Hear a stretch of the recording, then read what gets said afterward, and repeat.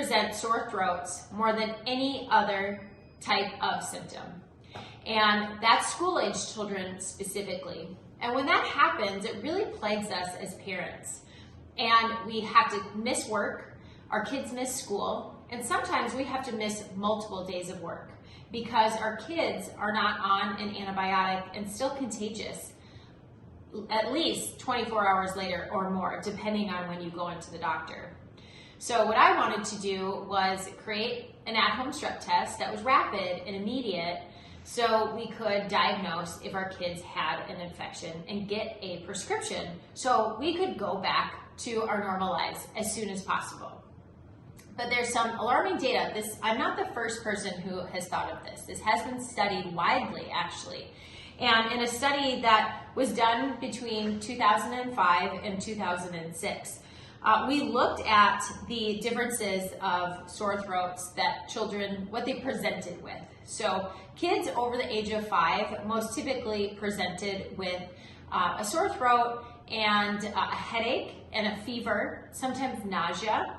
And kids that were ages over 14 presented with all of those symptoms and they had a headache. And what is really staggering about this is children missed on average 1.9 days of school, and 42% of parents missed 1.8 days of work. That was one parent. But as we know, sometimes you need a second parent to run around the other children or to meet you at the doctor's or just to be home to get the prescription, whatever. And it is that 14% of families that second caregiver missed 1.5 days of work.